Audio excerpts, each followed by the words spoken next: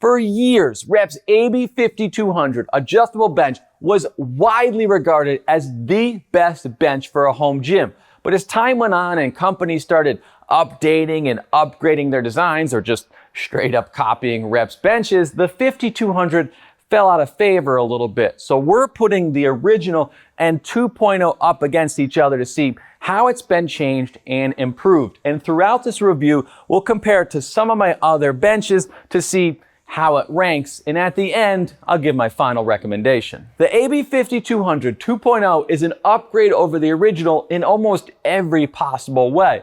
It's got the new Gen 3 pad, there's more ways to customize and build it, and you can even add a decline option, but it is a little more expensive. So, are the upgrades worth it? Well, my longtime viewers call me the Bench King for a reason, and that's because I push these benches to the absolute max with my monstrously heavy bench press. Oh yeah, it's not all because you buy every bench as it comes out. Hey, you're kind of making me look bad here. At least you got this one for free. Rep did technically send this one to me for free, so I'd review it, but I did buy most of my benches myself, which is a testament to how supportive my beautiful wife is, rather than my own lack of logic. But if you enjoy what we do here and want to support the channel, I've linked the benches we're about to talk about in the description. If you take a look at these, you'll see a lot of similarities. They're both ladder style benches, so they're quick and easy to adjust.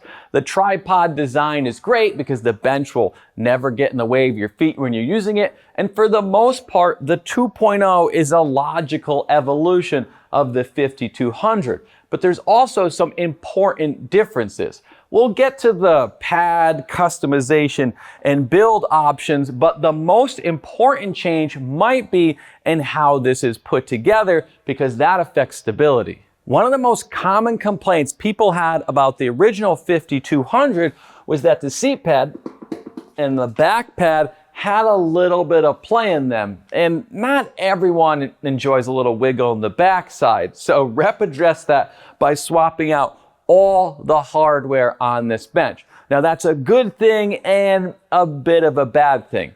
Let me explain, but we'll start with the good. After spending an awkward amount of time walking between all of my benches in what has to be the least time efficient test I've ever done, I can confirm that this bench has the smallest amount of play in the seat pad and the back pad of any bench I own. You can see if I try to wiggle this, it doesn't actually wiggle. The whole frame has to move with it. And those tests included the Manta, which in its own right is an incredibly stable bench, but it costs twice what this does. So what did Rep do differently? Typically, and this is what the original and the Manta do, is they use one bolt that goes through the entire hinge. And as long as you keep that bolt tightened, there shouldn't really be any issues. But Rep's done some experimenting and discovered that two holes are better than one and tap those holes so they can fill both, which makes it not only easier to tighten the hinge should you find you actually need to do that, but keeping the tolerances of all the bushings and bolts very tight, they've essentially gotten rid of all of the play in the pads. So then how is that hardware change a bad thing? Well, this is a bolt together bench, which the vast majority of modern benches are. These all are. And that's because it keeps shipping prices down because they can package things smaller. And Rep does always package their benches very well. And bolt together really makes no difference in the performance, but that does mean you have to assemble it, which isn't the issue. It's pretty easy to put together, and I actually enjoy the process because my son helps me assemble all of our benches, and he likes seeing himself in the videos, even if that is the only part he'll watch. But he noticed that I missed this little cosmetic insert as we were putting it together, which was really impressive because I was literally looking at that step of the directions as I put it together. So as we were debating whether we liked the look of the bench better with or without the insert, I managed to scrape some of the paint on the ladder, which was great because it took all of my self-control not to swear and throw things in front of my 8-year-old son. Ah, poop. So why is my incompetence rep's fault? Because they didn't include washers with some of the bolts on the bench. You've got them on the wheels, the rear leg, and the pad. So why pinch pennies on the ladder? Originally, I thought it was because of all the customization options, and maybe rep didn't want to color match the hardware to all the different finishes, but the hardware is always black. Now, is it a huge deal? No, just be smarter than me, which won't be hard, but if I picked on Rogue for doing the same thing in our AB 3.0 review, then rep is going to get the same treatment here. All right, let's talk about all the ways you can build this bench, since rep has really upped their game here because this is their most customizable bench. There's 6 finish options with the clear grind coming soon, and I have to say that by far is my favorite finish rep offers. But the cool thing they've done with the 2.0 over the original is now you can mix and match paint colors between the frame and the rails, and it gives you a lot more creative freedom than before, but you can still opt for the basic influencer starter pack and just pick white. You've got options for the standard 12-inch pad, that's what I've got here, or the 14-inch wide pad, and then there's the fixed or adjustable rear post. So let's hit on this post first, and then we'll talk about the pad. One of the more unique things rep has added to this bench is the ability for this to decline if you get the adjustable post versus the fixed post, which is similar to what's on the original. The adjustable post is a telescoping support that allows you to set the bench to -4, -6, and -8 degrees without the use of leg rollers like on the Manta Ray. Since the back comes down rather than you kind of benching backwards and the back pad raising up, your feet are still able to touch the ground regardless of your height. Now, are those angles enough to really engage the pecs during decline movements? Listen, I get bullied enough online for everything from not looking like I lift to my sexuality and how I'm not funny. So I'm not crazy enough to open myself up to even more of the internet's best. But I'd say for the $30, I'll get more than enough out of it to warrant the cost. But if you're looking to perform Nordic curls or find yourself doing a lot of core work with your bench, then the BlackWing is going to be the more versatile choice, even though this bench in its own right has a lot going for it. With 10 back positions, 13 if you get the adjustable post, and 4 seat positions versus the original's 7 and 3, it's really more than most of us are really going to use or need, which brings us to the back pad. I've always liked rep's pads in vinyl since they moved away from their Gen 1, which was a little bit kind of slick. Their Gen 2, that's what's on the 5200 originally. It's really good. It's a comfortable pad, has plenty of grip, and is fairly durable. But their latest version, which rep calls their clean grip, but I call Gen 3, is better in every way. It's grippier and actually nearly identical in grip to Rogue's Thompson vinyl that's on the Manta Ray.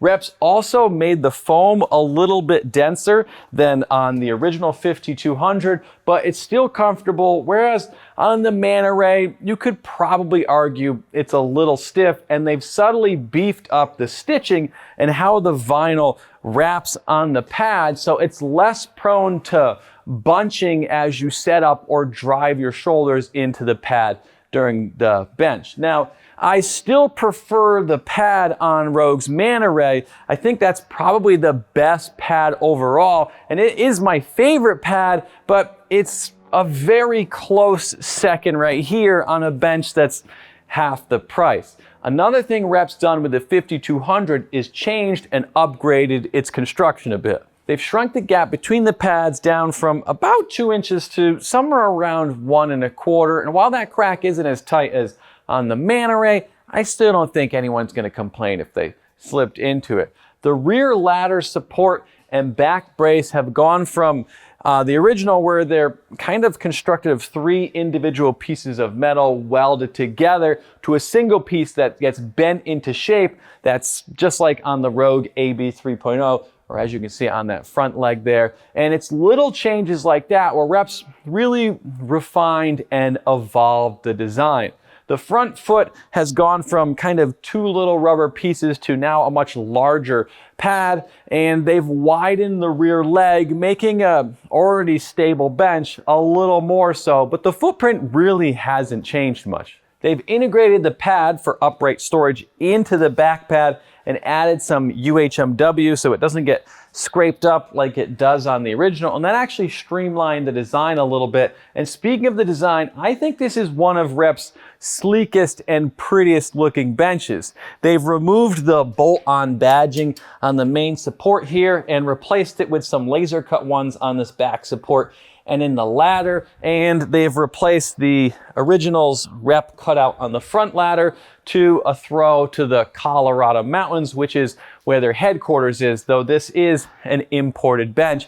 And they've even shaved 10 pounds off the weight through various changes, but also from changing from 11 and 7 gauge steel to just the 11 gauge of the 5200 2.0, but that hasn't affected the weight capacity, which is important when I'm playing around and testing these things. But listen, my longtime viewers are probably bored of watching my completely real feats of strength, and there's only one test they actually care about: my wife's seal of approval. So I had her move this one just like she does with every other bench, and she said it's heavy, and then tried to grab the AB-5100 since that's her favorite bench because of its weight. But she's not here anymore. She left with the baby a while ago, and this is now a safe place, and this is an excellent bench. So let's do my final recommendation.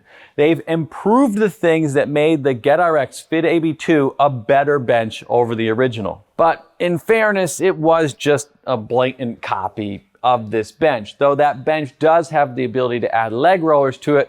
But if that versatility was something I was looking for, I'd probably look at the BlackWing or the Manta.